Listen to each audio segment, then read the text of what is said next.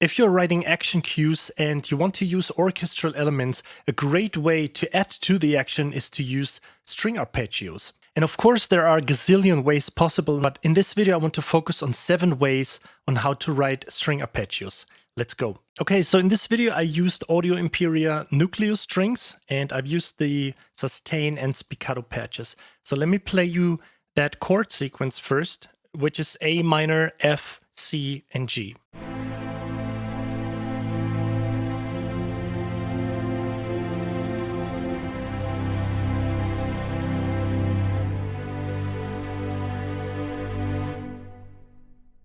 Okay, so our first example is probably the most boring one. I simply used the chord tones of each of the chords. So that would be A, C, and E for the A minor, then F, A, and C for the F major. For the C major would be C, E, and G. And for the G major, it would be G, B, and D. So let's listen to this.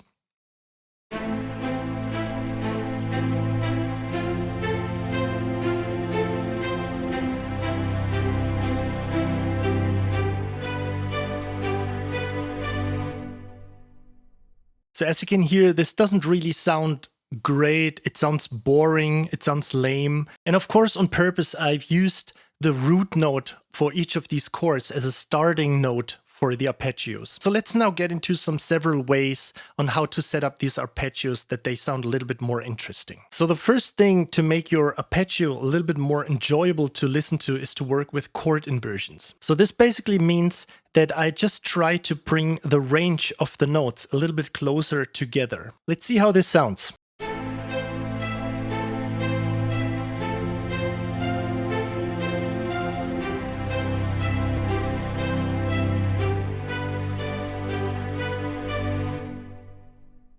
As you can see, for the first arpeggio, I used the notes A, C, and E. This is the A minor chord. But on the next chord, I've used A, C, and F, which is the chord notes of the F major, but just inverted. And the same applies to the C major. But instead of starting with C and then going E and G, I'm starting off with G, then hitting the C and the E afterwards. And the last arpeggio based on G major starts on the root and then goes to the third B and then the fifth D. Okay, so the next arpeggio is a little bit more advanced. I'm using C, B, A, and E for this as sort of pedal notes, but I'm adapting to the chord. So let's listen to how this sounds.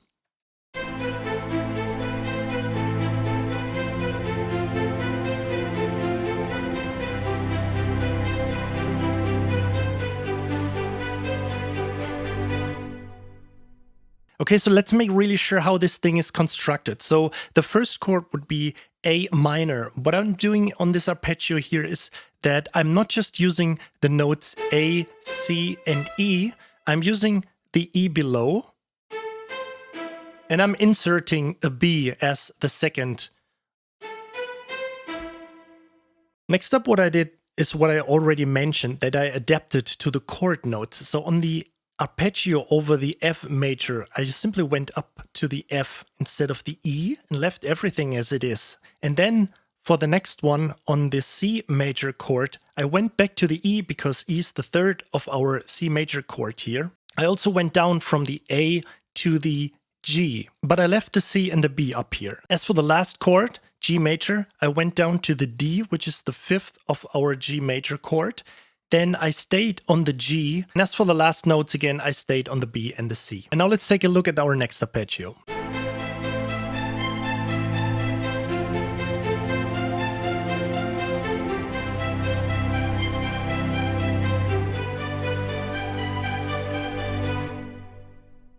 Okay, so what I did here was using the chord notes again and being aware of the inversions, but let's take a look at the very first arpeggio. It's moving up from A to C to E, and then I'm starting off again from the C, then going to the E and back to the A, and then going down from the next higher note, the C of the chord tones, and then back down. So this is how it sounds again. And now, as for the following arpeggios, I simply adapted to the chord notes again. which is F major, then the C major, and finally G major. Okay, so now it gets a little bit more interesting because the following technique you can apply to all of the arpeggios we have created so far. Keep in mind that this is an arpeggio we have already heard, but something little has changed. Let's take a listen.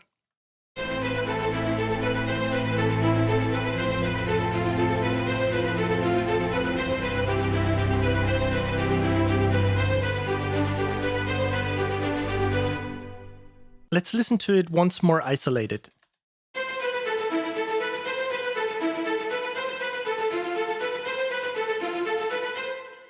So basically each note repeats twice, and now you got 16th note pulls instead of 8 notes. So now let me quickly show you how you can do this. You simply mark all of these notes or simply hit Ctrl A, and then you hold down with the left mouse key, hold the Alt key and drag it over a 16th note. Now you got all these second notes highlighted. And what you do now is simply move down a little bit, so you create a little bit of a difference in dynamics. And now you quickly changed it from this to this.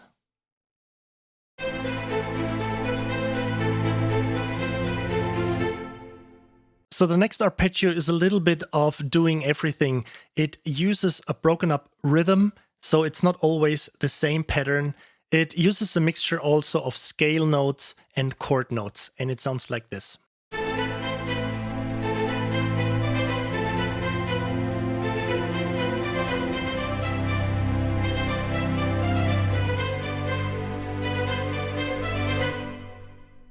And as you have noticed, this arpeggio is octaved, and a very good tip I find is when you highlight the upper octave and move it down dynamic-wise a little bit. So I always feel when the higher octave is a little bit softer than the low one, it sounds a little bit more realistic. So off to the next example here. Let's listen to this right away.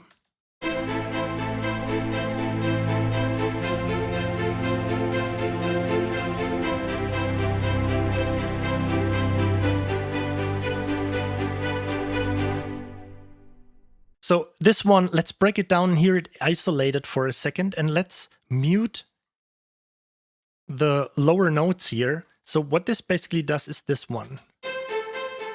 It always stays on the C and the A as some kind of root notes. And for the F major chord, we use the A and the C because the A and the C are notes and part of the F major chord. Then on the next one, on the C major chord, we change one note down to the G because the G is the fifth of the C chord, right?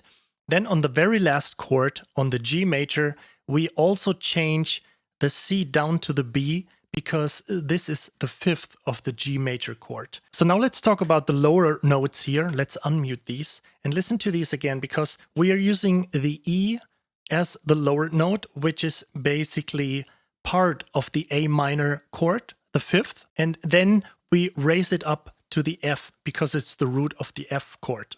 Then we move it down to the E because the C major chord contains the E as the third note, so to say. And as for the last pattern, we went down again from the E to the D because the D is the fifth of a G major. Now let's jump to the last arpeggio, which is definitely one of my favorites. So before we listen to this, let me explain what's going on. You see like 3 first notes here, the A, B, and C. And we are in A minor, so this means this is the root, the second, and the third. And then it moves up to the fifth, the E. And what it simply does at the top here, it's again playing an A, B, and C again, and then it goes down. Also, please note that we are using the same arpeggio over and over again, and this works because it's so fast moving and we are in A minor in general anyway. It also reminds me a little bit of Final Fantasy, so let's listen to this.